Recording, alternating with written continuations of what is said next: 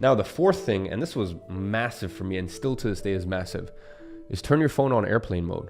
I actually know which one of my friends turned their phone on airplane mode because half the time when I message them, it doesn't show as delivered. It just shows it's sent. And for me, airplane mode is a very good sign that someone respects their time. It's a very good sign that someone understands that, listen, I'm gonna affect the world. I don't want the world to affect me. Now, if you're in a line of work, let's say for example, you're a real estate agent where you need to be on the phone, talking to people 24/7, this, that. Like, I'll be honest, I'm on calls maybe hours a day on my phone, talking to my leadership groups inside of my different companies. But obviously I'm in a fortunate position where I've been running my businesses for so long where I kind of decide when we have the phone call. But as I said, I empathize that for some people, they do need to, they really do make money from their phone and being accessible quite often. And, really being accessible to other people. But for the people that aren't, protect your time, put your phone on airplane mode. And, even if you do make your money from being accessible at a certain point, let's say even just for your workout, just your workout alone, let that 30-minute, 45-minute, 60-minute, 90-minute, whatever it is, let that time be your peaceful time. Put your phone on airplane mode, relax,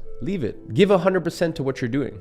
So, yeah, I remember probably the first few years that I started my first serious business, I had my phone on airplane mode half the day, and I actually had 2 phones. And these days I have definitely a lot more than 2 phones. These are just some on my desk. I have quite a few more in my vaults. But back then I had 2 phones, and you could even do like an iPod Touch and an iPhone. And I used to put my phone on airplane mode and anything else that I needed, for example, Audible, Spotify while I was working out, even access to Uber, I would just have that on the second phone, or, as I said, you could do an iPod Touch or whatever it is that works best for you. And I would just have that as my additional thing where essential services I could have on that. And then the other phone could just be put away. And once I was done with my serious work, the non-negotiables for the day, then I could access my other phone. So by the way, the whole idea of airplane mode is really just protecting your time, safekeeping your time, and making sure that you are your priority. And that's really what I did when it came to social media, advertising platforms. Obviously, the first real business that I had was an advertising agency